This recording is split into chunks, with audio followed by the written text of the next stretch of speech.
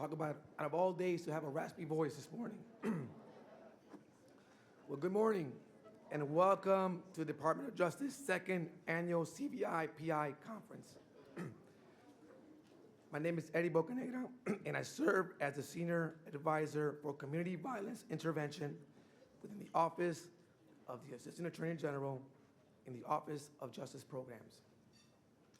It is my pleasure to honor you, to welcome you to Chicago, my hometown and one of the greatest cities in the world. Where's my Chi-Town people?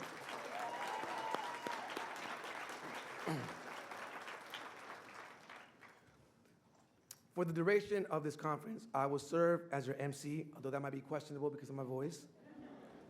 And my colleagues and I will do our best to host you. I've been with the department for just over 2 years, and it has been an incredible journey. Every day, I get the opportunity to work with amazing colleagues, driven by mission and commitment, and have the honor of meeting amazing leaders like all of you with the aim of making change.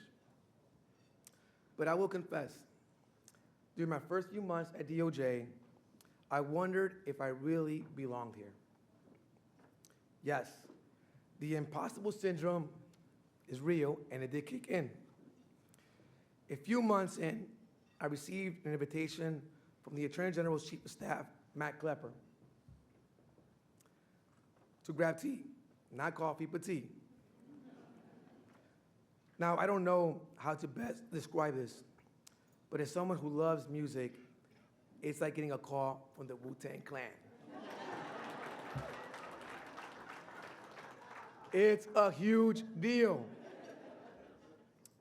So here we are in the main Justice Building, sitting across Matt Klepper and next to the Assistant Attorney General, Amy Solomon, having tea. I was excited, nervous, and quite frankly, worried that perhaps I wasn't gonna meet the mark, just like today. After a series of back and forth comments and questions, he asked me how I was doing. My brain was racing about 1,000 miles an hour, as there were a lot of things that I wanted to say. But what I focused on were all the things that I was trying hard to get better at. I said, things are going well, I'm trying to do my part, and I'm learning the culture of the Department of Justice. I said, I wanted to go well, not just for me, but so that others could come behind me. It's at that moment that I notice his posture shift. He leans in and says, you didn't come here to adapt to the culture of the department. We need to adapt to what you're bringing. Think about that.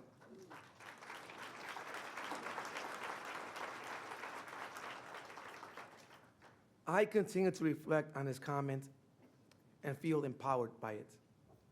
Just look around you. This is new and different for us. These are the people who the Attorney General has entrusted with the Department of Justice. This is the ethos that is coming from the very top. And if you don't believe me, maybe you will believe our next speaker.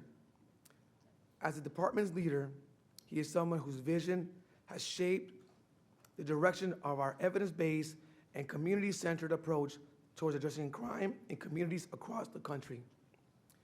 He laid a comprehensive strategy for reducing violent crime that places community violence intervention at the center. And the sentiments of humility and support expressed by his Chief of Staff are embodied in the men who oversee this work. He has been a driving force in our efforts to reduce crime and create an equitable justice system. He is dedicated to keeping our communities safe, to partnering with leaders across the country to stop violence and save lives. He is a man who needs no introduction and who I'm proud and honored to work for. Please welcome to the stage the United States Attorney General, Merrick Garland.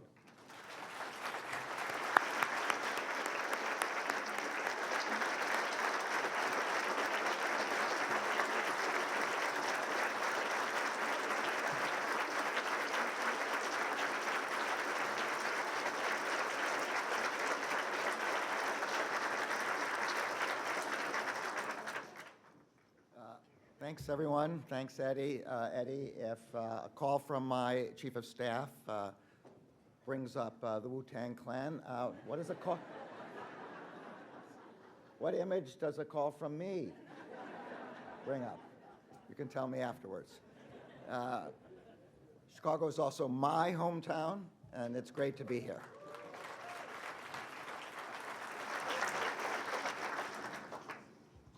Almost 3 years ago, when I had been Attorney General for just a few months, I came to Chicago to meet with law enforcement and community partners. I visited Ready Chicago, a groundbreaking gun violence prevention initiative. I met case managers, job coaches, and outreach workers at Ready. I heard from several of the young men they serve. And I met Ready Chicago's incredibly energetic director named Eddie Bocanegra.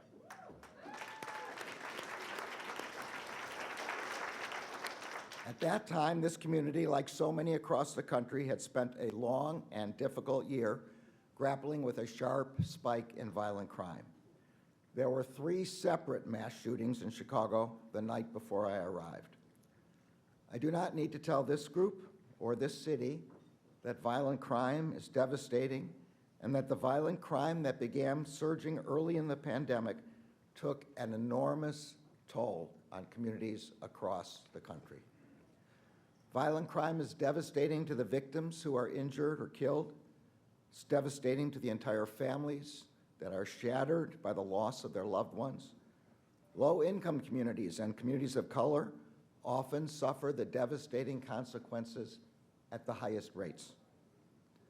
Violent crime is also devastating to law enforcement officers who risk their lives to protect their communities.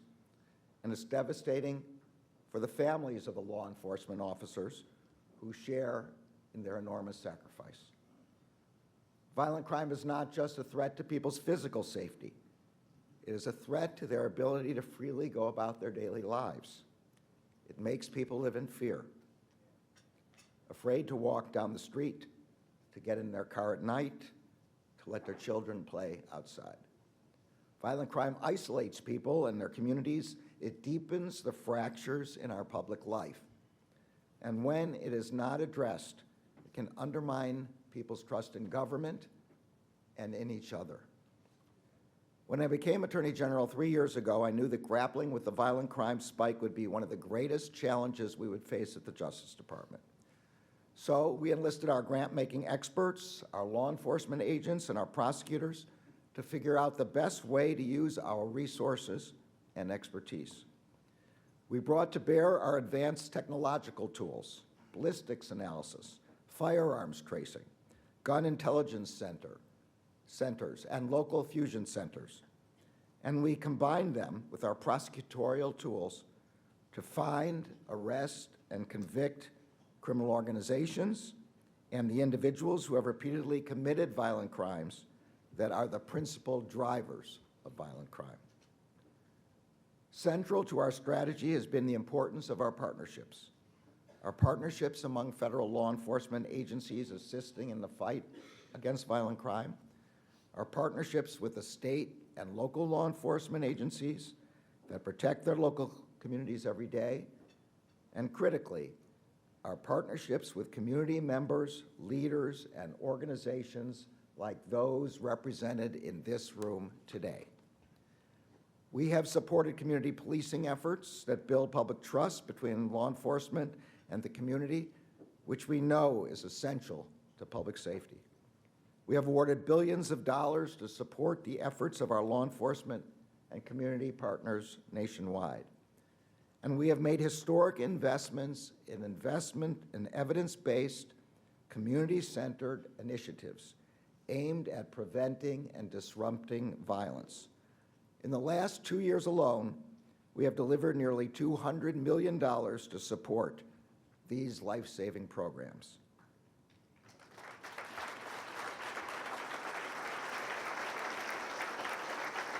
We have so much more to do. The Justice Department will not rest until every person in every neighborhood, in every community is safe from violent crime, and I know that you will not rest either. But today, I want to do something that I wish I could do more often. That is to focus on some good news. Thanks in part to the hard work of the people in this room and so many others outside it, we are starting to see meaningful results in the effort to reduce violent crime.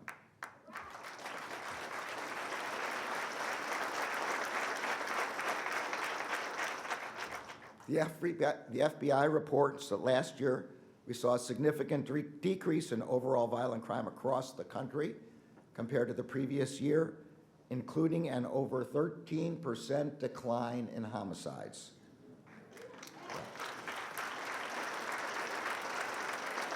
That is the largest one-year decline in homicides in 50 years.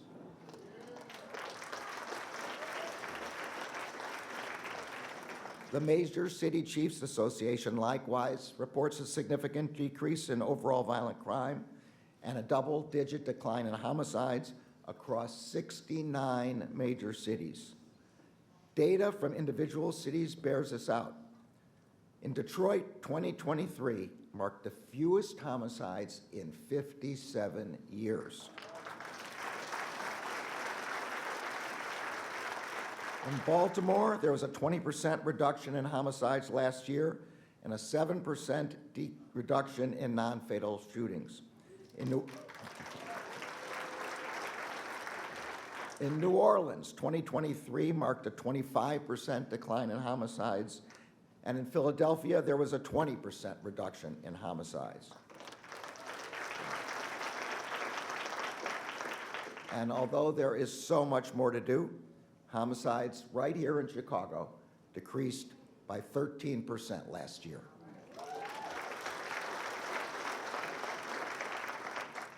These declines are not just abstract statistics. As you know so well, they represent people. People who are still here to see their children grow up, to work toward fulfilling their dreams, and to contribute to their communities. I want to be very clear about something. There is no acceptable level of violent crime.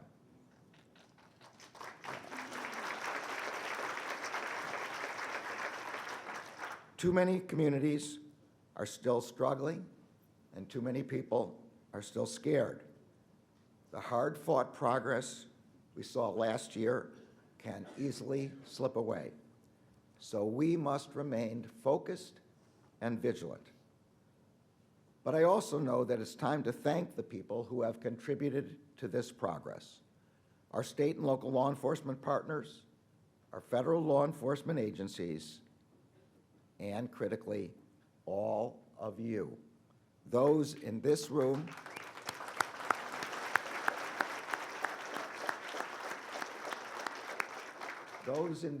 and across the country who work every day to make their communities safer.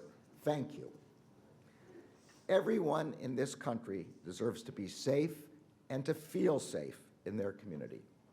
Every person in every neighborhood deserves to be protected and to feel protected. That is why the Justice Department is not easing up on our efforts to reduce violent crime. In fact, today we are doubling down. Today I am announcing that the department will be making a $78 million investment in community violence intervention programs and research.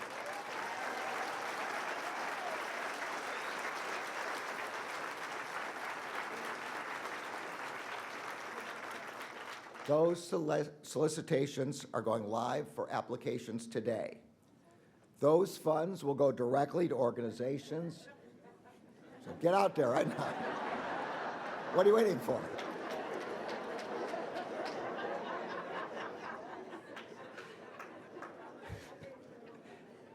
Those funds, now no one's going to listen to the rest of the speech.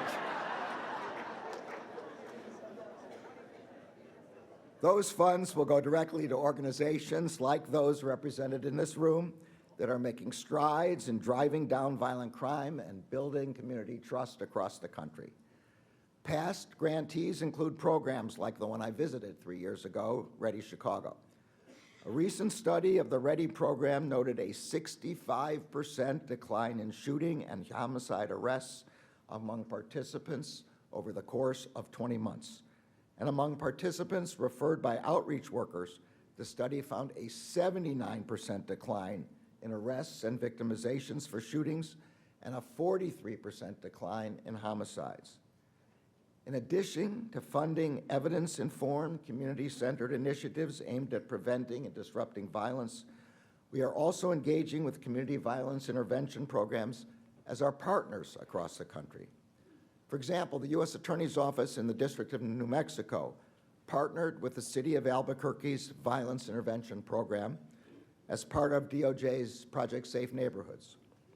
Albuquerque's Violence Intervention Program works to identify and intervene with the individuals who are most likely to engage in gun violence. According to data from the City of Albuquerque, 94% of participants in the program have not engaged in violent crime in the past 2 years. Yeah.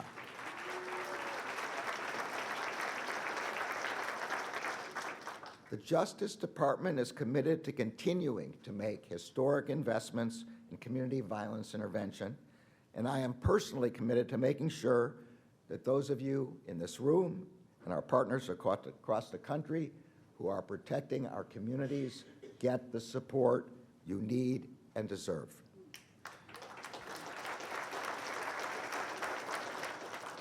As I said, we are using every tool we have to reduce violent crime. So I want to take this opportunity to announce 2 more actions that the department is taking. Over the past 3 years, we surged prosecutorial resources to 3 cities that experienced a record rise in violent crime. In Houston and Memphis, we launched a violent crime initiative that brought prosecutors from the department's criminal division to work closely with prosecutors already on the ground to target those individuals responsible for the greatest violence. That initiative also engages with community-based organizations that focus on violence prevention, intervention, and reentry programs. Earlier this year, we announced an additional surge of resources to Washington, D.C. to combat violent crime in our nation's capital. Today, we are launching the next phase of our violent crime initiative in St. Louis, Missouri, Jackson, Mississippi, and Hartford, Connecticut. Today, I'm also announcing that the ATF is releasing the 3rd volume of its National Firearms Commerce and Trafficking Assessment. This is the most comprehensive look at America's crime gun data in over 2 decades. The report finds that the flood of illegal guns into our communities is increasingly driven by individuals who sell guns without a license and who do not conduct background checks on their sales. As the report indicates, these black market guns are often found at crime scenes. That is why the Justice Department is putting to use the new resources and authorities Congress gave us in the Bipartisan Safer Communities Act, the most significant piece of gun safety legislation in 30 years. Pursuant to the act, we have proposed a rule to clarify when gun dealers must get licenses and conduct background checks. We are using the act's new criminal authorities to go after the gun traffickers and straw purchasers responsible for flooding our communities with illegal guns. And we are delivering $250 million over 5 years authorized by that act to support community violence intervention efforts.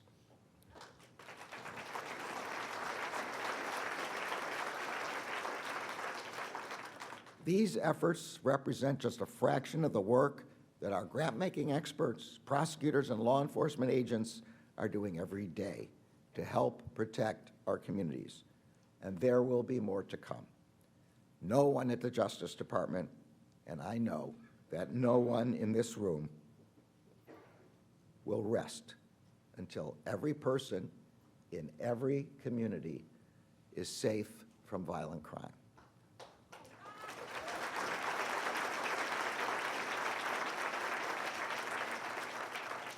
I began my remarks this morning by talking about the visit I made here 3 years ago and the outstanding leader of the Community Violence Intervention Program who I met on that visit.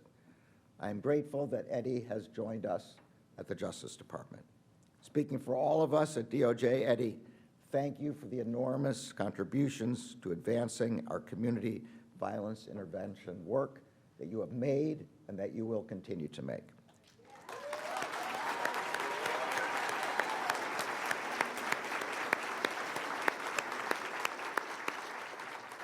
Thanks also to Ben Mizer, Acting Associate Attorney General, and Amy Sullivan, Head of the Department's Office of Justice Programs, for their extraordinary leadership.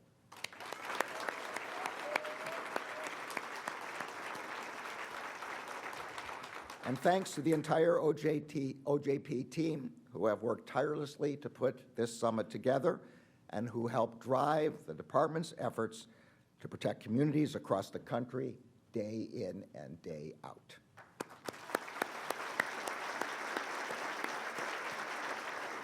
Last, but certainly not least, I want to thank all of our partners from across the country for gathering for this year's summit. I was so pleased with last year's first annual summit in St. Louis that I determined that I would come again this year. I know that this year's summit will be equally meaningful and that it will continue an important contribution to our collective effort to make our communities safer. I look forward to seeing what comes out of today's conference, tomorrow's meetings, and the next day's meetings.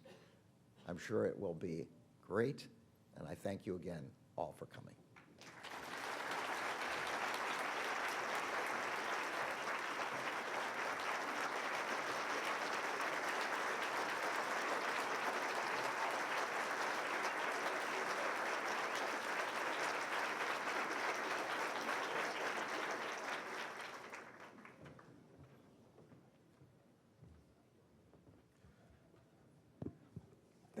Thank you for those, wow. Thank you for those words of encouragement and support, Attorney General Garland. You've shown us in both words and action how important this work is to your vision for the Department of Justice. I'm very proud to be part of your team and so grateful for your leadership on behalf of our communities. It is now my great privilege to introduce our next speaker, Acting Associate Attorney General Ben Mizer, who is the third-ranking official at the Department of Justice. He is both a leader in carrying forward the department's violence crime strategy and a stalwart supporter of our community violence intervention work. He also understands the value the people who give life to this work. I am so glad he could join us today as another strong expression of the department's commitment. Please give a warm welcome to Acting Associate Attorney General Ben Mizer.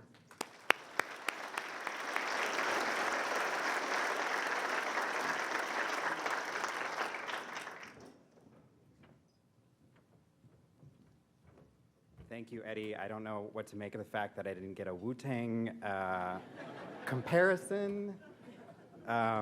But I appreciate your leadership and your work at the department, and I want to thank also the Attorney General for his words of support and for his leadership of our community. It's a tremendous pleasure to be back in Chicago and to join the Attorney General, Assistant Attorney General Amy Sullivan, and all our Justice Department colleagues as we kick off this second National Community Violence Intervention Conference. I want to thank Amy and her team for all their hard work in organizing this event, and more broadly to say thanks for helping to lead the Justice Department's community safety efforts, especially for lifting up the vital work that community violence intervention professionals are doing across the country. We come here today as your partners in public safety, but we also come as humble listeners, eager to learn the lessons that you have absorbed from your years of experience. The Department of Justice deeply values your work, and we are eager to build on the collaboration that we began when we launched the Community Violence Intervention and Prevention Initiative 2 years ago. We are at a watershed moment in community safety. The reduction in violent crime that the Attorney General just told us about is indeed encouraging news, and we hope that it brings a sense of the possibilities that are ahead. But there are so many serious and immediate challenges still confronting us. The Attorney General spoke for many of us here when he observed recently in a statement that hard-fought progress can easily slip away, and we must remain focused and vigilant. The fact is that gun violence continues to claim thousands of lives every year. More than 48,000 people died of gunshot wounds in 2022, almost 20,000 of them by homicide. For these victims and for their families and loved ones, a national trend, no matter how positive, is little consolation. Especially troubling is the impact of gun violence on our kids. Firearms are now the leading cause of death among American children and teens. Promising young lives are being cut short by senseless, often impulsive acts of violence. Our children deserve better, and we know that we can do better. Many of you have shown us what is possible, and we are committed to joining you in this fight. As the Attorney General pointed out, the department is making unprecedented federal investments in community violence intervention. And I'm encouraged to see philanthropies and private funders embrace these strategies too. These approaches deserve and need support from every sector because we still have a long way to go to ensure that they are fully integrated into our community safety infrastructure, and that really is our goal. Our commitment to you does not stop with the grant money that we've been talking about and the Attorney General announced. It extends across the Justice Department in our work to protect civil rights, support local law enforcement, reduce gender-based violence, ensure safety in tribal communities, and broker those difficult conversations that can lead to greater mutual trust. We know that community safety and community trust are inextricably linked. The challenge of gun violence demands a collective solution, one that brings together community leaders and justice system actors around a shared vision of safer communities. Yet, when the bonds of trust are frayed, these partnerships cannot flourish. Across the department, we're committed to fostering the relationships that are so important to the safety of our communities. Through our Civil Rights Division, we are conducting investigations to bring to light patterns of unconstitutional police practices. And where we find them, we are enforcing meaningful accountability for change. Community voices are a core component of these efforts, helping us identify systemic misconduct and shape solutions that lay the groundwork for renewed trust and safety.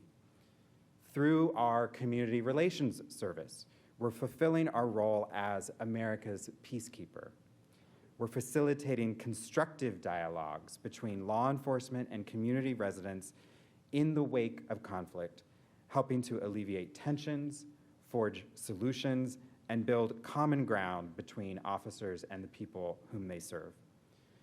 Through our COPS office, we're delivering hands-on support to help law enforcement partners tackle the systemic issues that challenge community trust and confidence.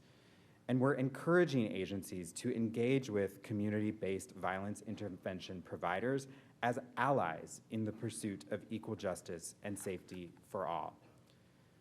Through our Office on Violence Against Women, we're breaking down silos and building connections between the committed leaders working to end community violence and domestic violence. And across our grant-making components, we're supporting a wide range of public safety activities in American Indian and Alaskan Native communities, from youth healing to wellness courts to innovative victim assistance programs in hundreds of locations across Indian country. In short, we are grounding our violence reduction strategy in programs and activities that place communities and collaboration squarely at their center. That, we believe, is the way forward to make our nation safer and more just.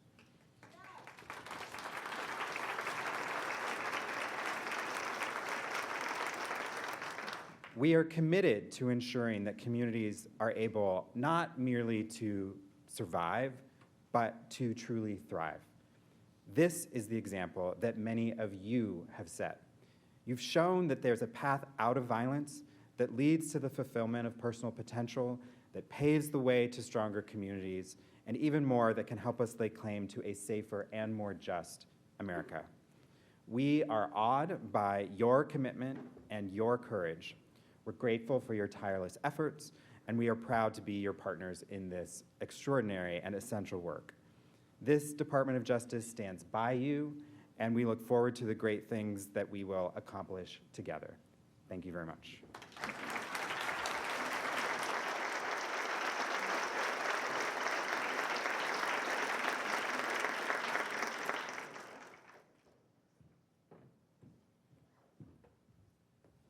Good morning, everyone. It is amazing to be here in this room. I want to thank the Associate Attorney General Ben Mizer and the Attorney General for joining us to help kick off this second annual Community Violence Intervention Conference.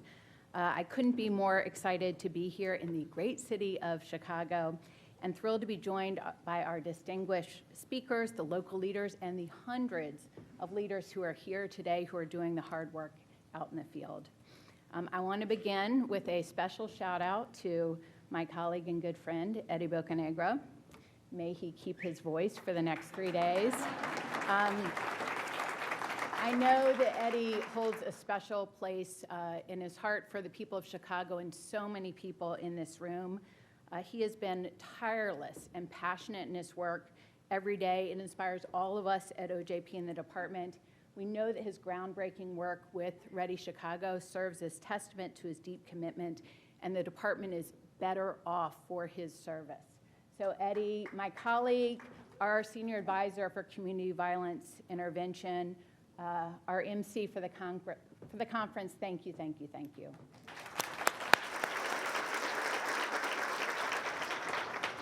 So here we are, we're at our second national CVI conference. I met many of you last year in St. Louis where we held our first convening. And during the welcoming ceremony, it felt like the beginning of something big. It did not feel like the beginning of the work. We know that so many of you have been doing this work for years, for decades, but it felt like the beginning of a new chapter in this country, one where your work is front and center, getting the recognition and the support that it has so long deserved. This is a chapter written by all of you. And a year later, I think we can all agree it has been a big year for CVI. This was the year that our first cohort of CVI awardees began their grants in earnest. I had a chance to visit with so many of you and see your work in action over the last year too. Now, I'm going to name check a few people. Feel free to shout out if you're in the room. I visited with Brother Lal Muhammad from the Circle of Brotherhood in Miami. The amazing work they're doing. We spent some time with the legendary Connie Rice and Fernando Rajon of Urban Peace Institute in LA. In Baltimore, Roca hosted a powerful peace circle where we got to sit down with frontline staff and participants to hear about their daily struggles and hopes and dreams and the way that relationships and CBT have helped them. And we were honored to CBT. I'm going to rebound here. We've also been honored to host so many of you where you have shared your vision in Washington, D.C., in the halls of Congress, in the White House, and in the Department of Justice. And this year we also hosted a whole new cohort of grantees. We announced those awards at UTEC in Lowell, Massachusetts, where we met with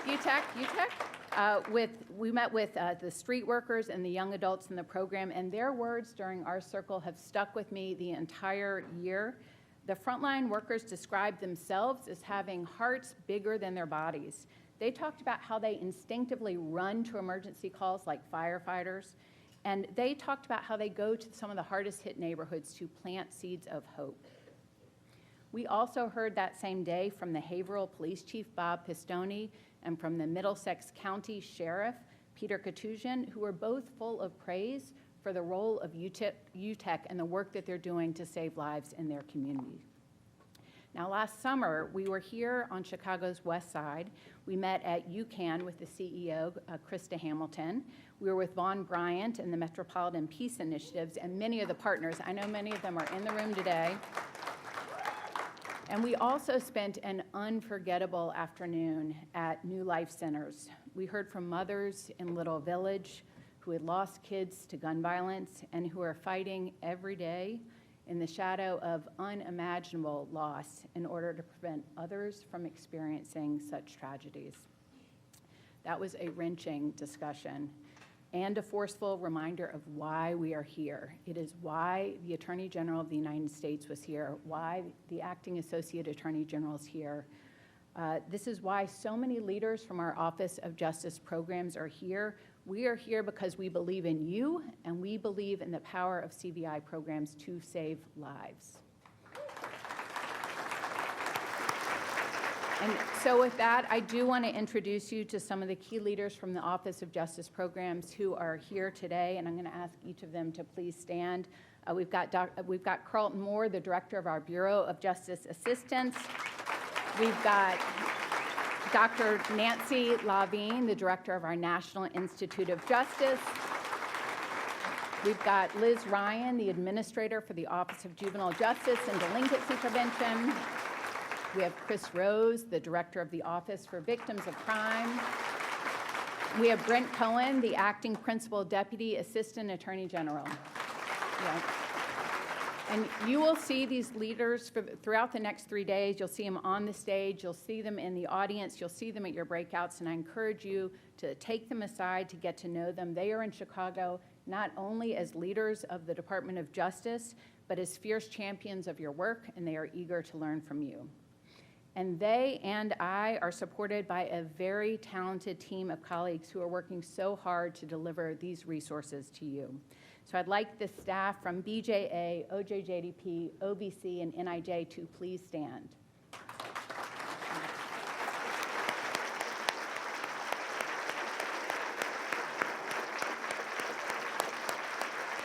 I will tell you all, I may be on the stage right now, but these are the people who are doing the heavy lifting behind the scenes.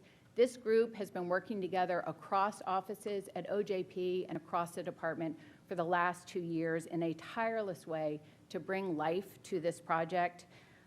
This CVI initiative just would not exist without them, so I really, really want to thank them. And I want to give a special shout out to Kathy Browning, to Tenzing Laden, to Reeve Jacobus, to Betsy Pearl, and of course to Eddie for doing all the hard work to bring us together for this conference, so thank you.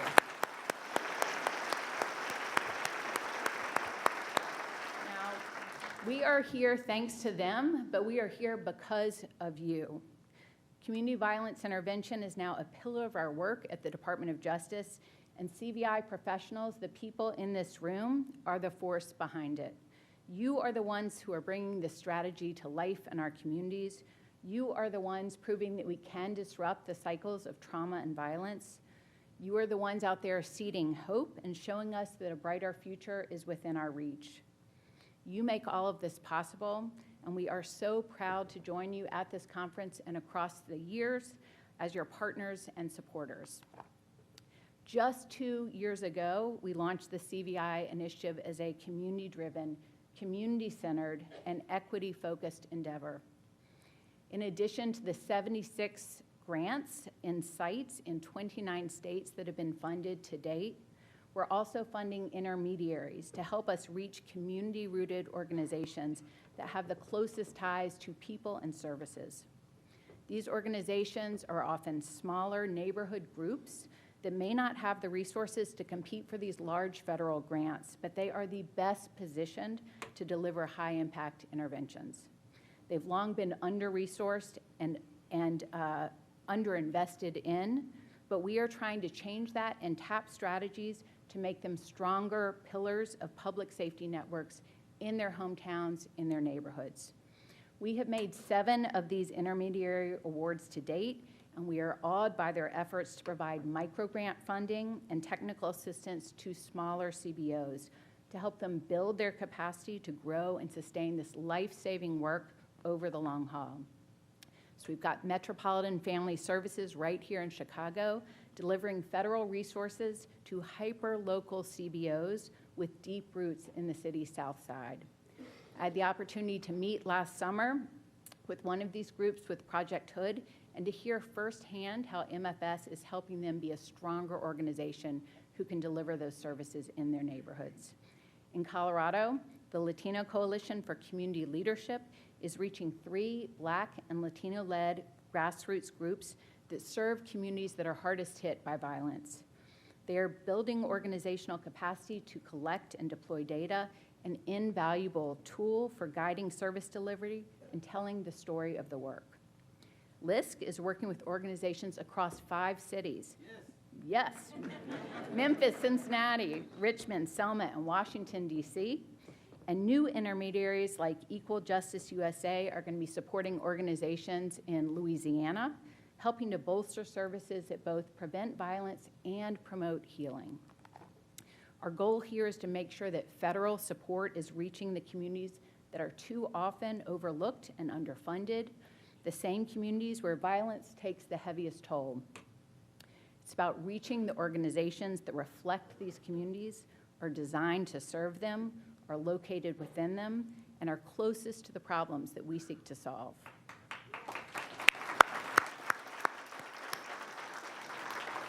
Now, with the help of our intermediary partners, we are bridging the gap to federal funding for grassroots groups. We are promoting more equitable access to our resources and tapping into the enormous wealth of expertise that these leaders bring to the table.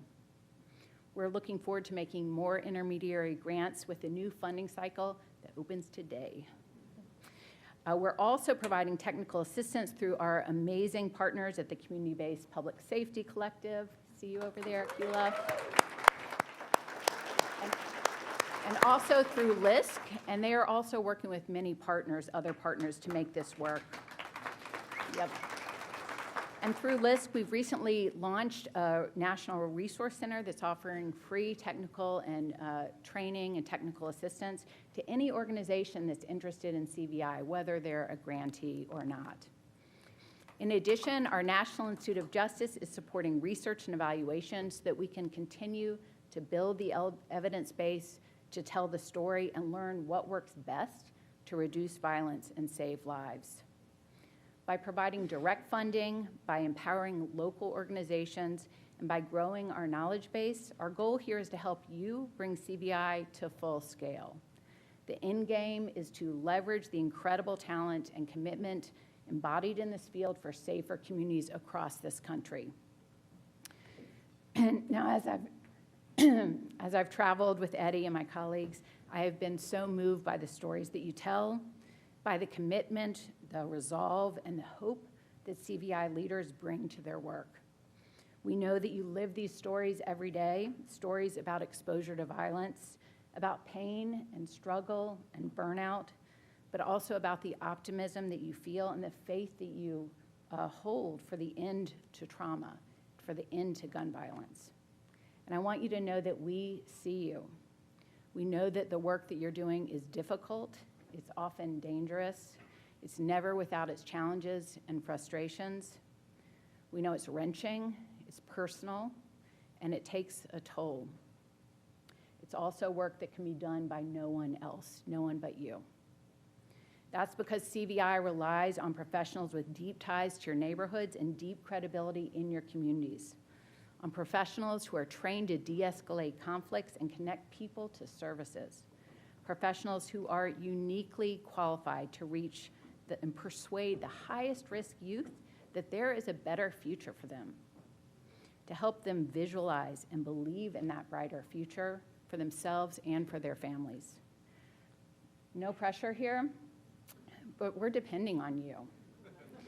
No one, though, no one is better positioned than you to answer the call. We're looking to you to be the difference that we need in our communities. We also know that we must do our part to create an environment where CVI professionals are set up to succeed. CVI workers must be well paid and well supported, with opportunities for professional development and career advancement.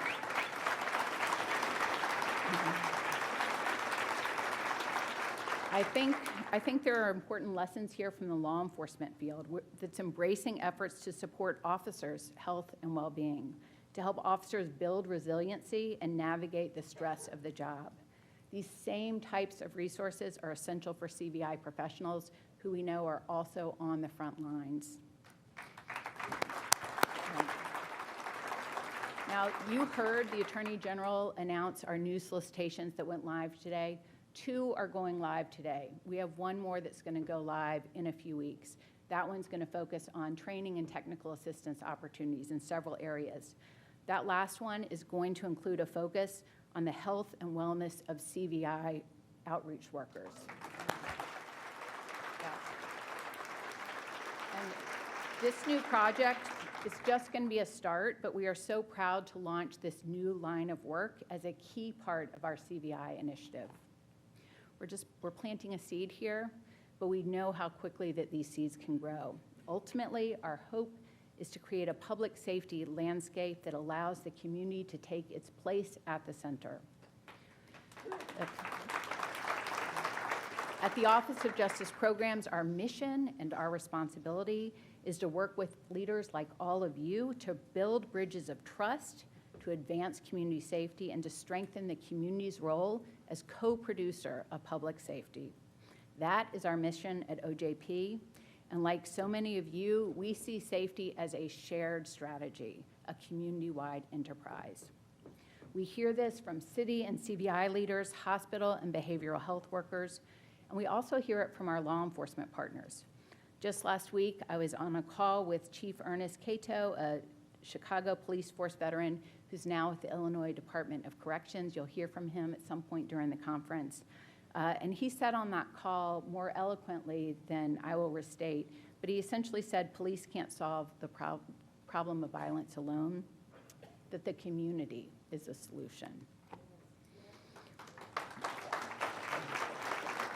And so through the community violence intervention and our broader mission at OJP, we are working to grow the CVI ecosystem as an essential complement to law enforcement in our collective efforts to prevent and reduce violent crime. The greater vision here is a future where CVI programs and strategies are an essential and connected part of the larger public safety infrastructure in each of your cities. That is where we're headed. So in closing, we are grateful for the vitally important work that you do. We're proud to be your partners and supporters, and we look forward to continuing our work together on behalf of all of our communities. And with that, it is now my great pleasure to welcome back to the stage my colleague, my friend, the leader of our CVI efforts at OJP, the MC of our conference, who we very much hope keeps his voice, Eddie Bocanegra.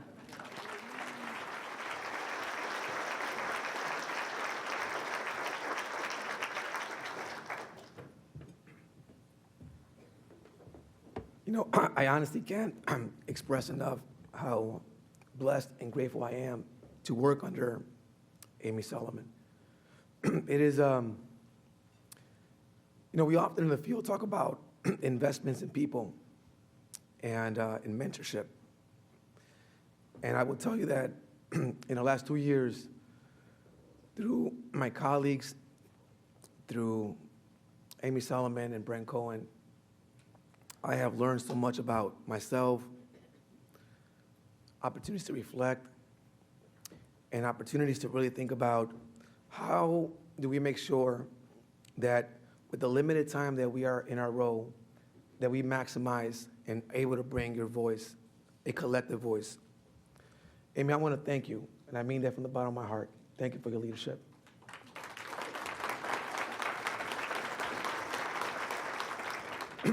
I also want to say that I know many of you have had the chance to meet or have met the AAG over the past several years, but for those who haven't, I hope you'll seek her out this week.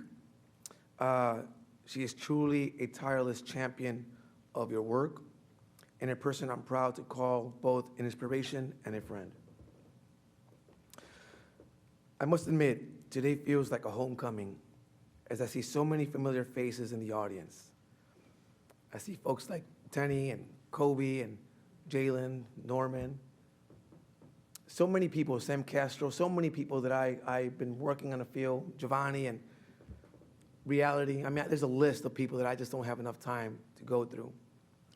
But what's beautiful about the folks that I have grown to know in the last several years is how there is no question on their commitment to this work. And I remember many of them started off as an outreach worker, and I'm just so proud of where they're at today, leading a lot of our efforts in our city and nationally.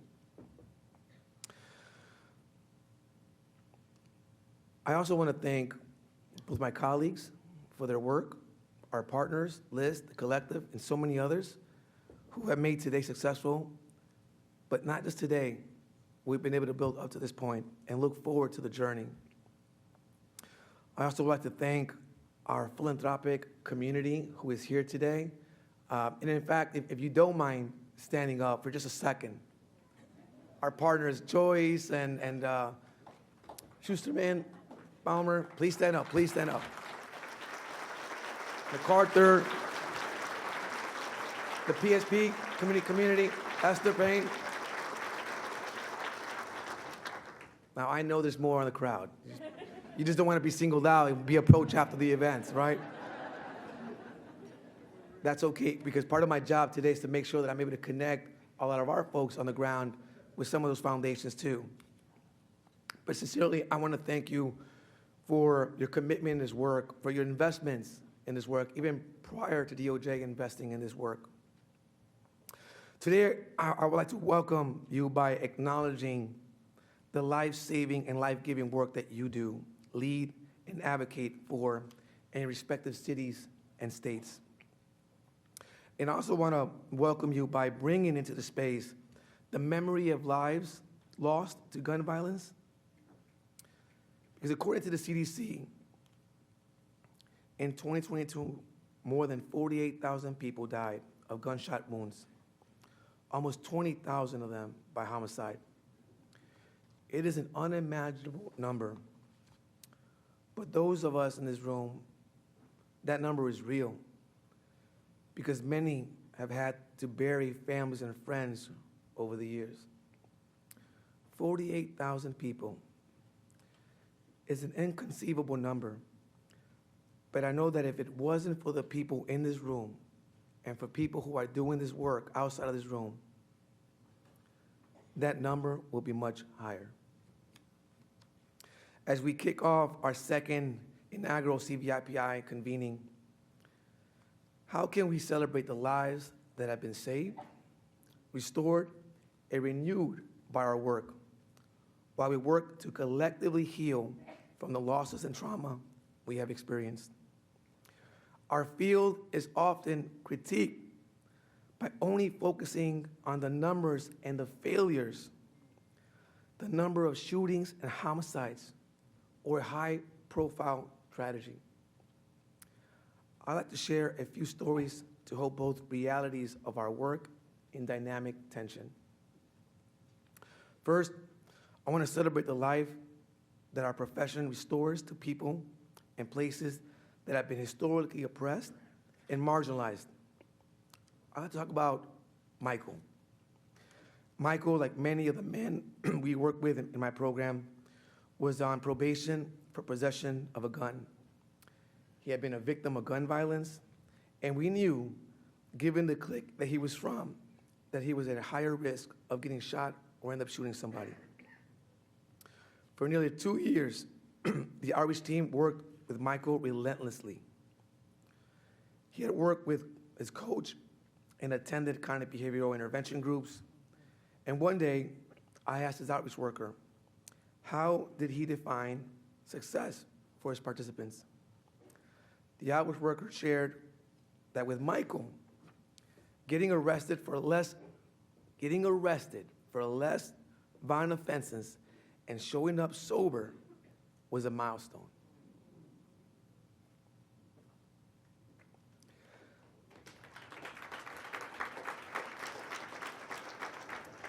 Some people don't understand that. Some people don't understand progress. Success, as most of us in this room know, is not linear. People who live these lives struggle and are often in hypervigilant mode, have unstable housing, sometimes substance issues and trauma. All these things Michael faced. And right about the 2-year mark, and after many people pouring into him, we saw a different direction that Michael wanted to take. Today, he's off probation, has held a job for more than a year, and is actively involved with his kids.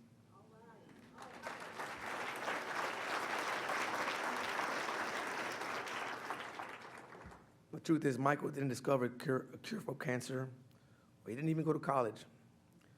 But he's alive, free, and with his kids.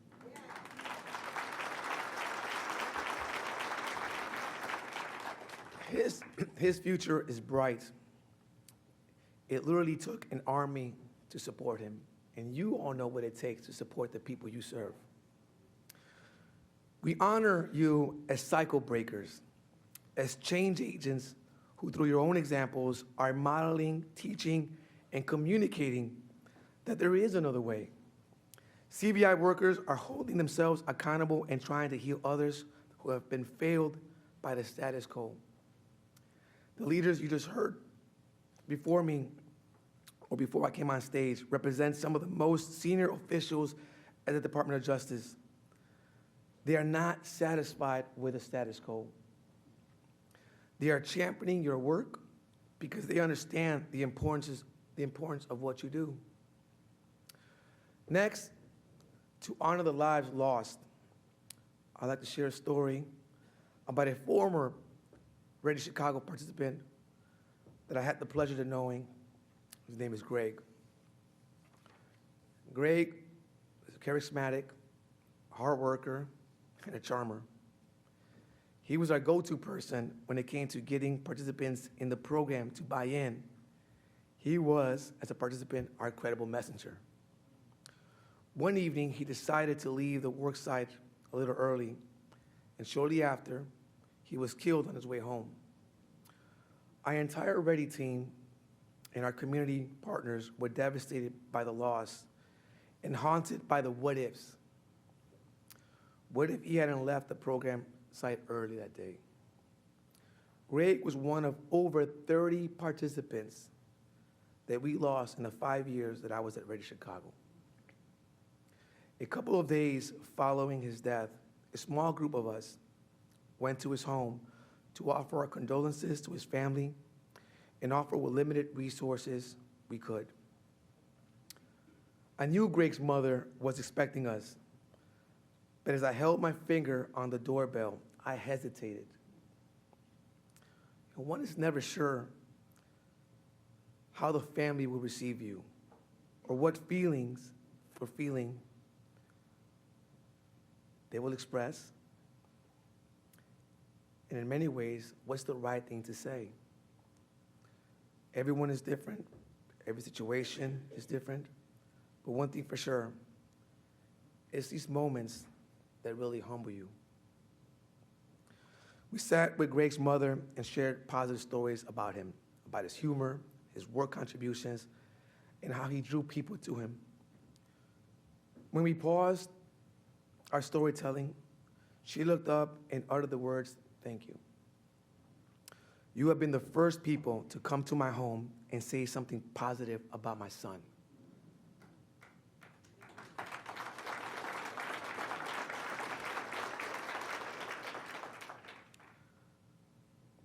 Let me tell you, that moment was hard for me too, because it made me reflect of sometimes the way that I show up or the power of the relationship that our street outreach workers and alike have with their participants. You see, his mom mentioned that his friends, while she knew they loved him, shared a contrast of stories that a mother doesn't want to hear. I don't care for the times they smoked or drank together or what girls he was with. She went on to sharing other things about Greg that evening that I didn't know about him. But as outreach workers did, Greg's dad was shot and killed when he was just a little boy. And his mother believed that it was his curiosity about wanting to know about his father and that side of his family that led him into this other path. With both the mountains and valleys of this work, they have taught me is that the experience on the ground, connection with the people and communities devastated by violence cannot be replaced. Grace's outreach worker had insights that none of our other Ready staff possessed about what we struggled, and what kind of support he needed to stay alive and safe. And the success story that I shared, his success came from the collective investments of half a dozen outreach workers, mentors, other caring community members who are all rooting for him. I also recognize that we all can't have our boots on the ground at the same time. Some of us are managers, directors, researchers, leading organizations, managing national coalitions. We can all work in synergy together to create community safety and remain accountable to the people and communities we serve. But how do we know that what we're doing is in the best interest of the people and communities we came to advocate on behalf of? A few years back, my wife shared a conversation she had with someone from another CVI organization. And this next comment was profound to her and to me as we continue to do this work. He said to her, "You will not be effective unless you understand the sinews of the work." Sinews, a sinew, by technical definition, is a piece of tough, fibrous tissue that unites muscle and bone together. Isn't that an interesting term? The muscle of CVI work are clearly our frontline workers on the block.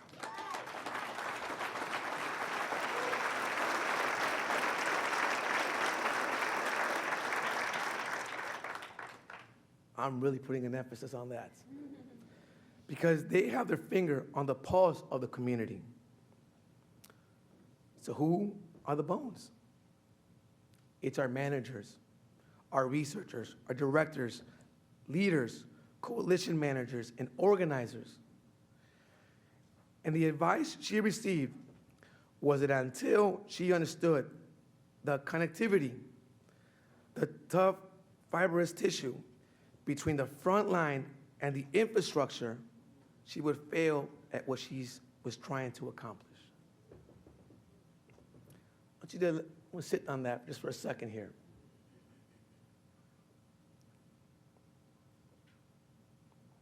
We need one another to move forward in this space.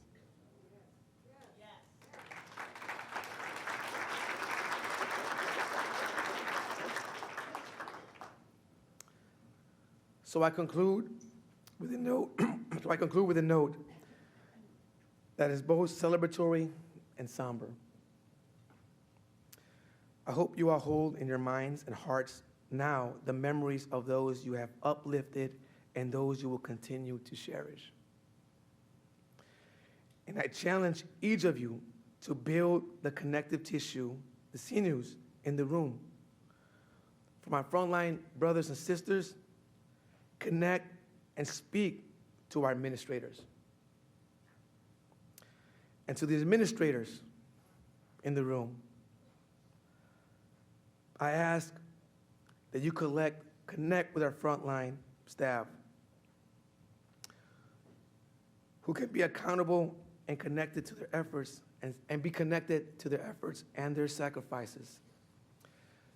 Because it's going to take all of us working together and staying connected to the specific communities that we are working on behalf of in order to continue having the life-saving impact that everyone in this room is working towards. I sincerely thank you, and I really hope that in the months, years to come, that we continue to find ways to partner, that we continue to understand that it's okay to disagree at times, and that disagreement should be in rooms like this, and we should debate those disagreements. And at the end of the day, as the Assistant Attorney General mentioned, Amy Solomon, the onus is on you. This is our opportunity. And if we claim that participants are at the center of our work, then please reflect that through your actions. Thank you.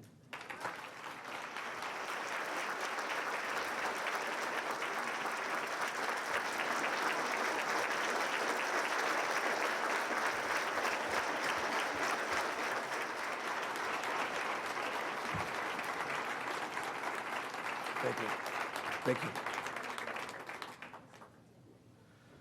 So we're going to take a very, very short break of the interest of time. And this break, I would encourage you, just maybe stretch, connect with the person next to you.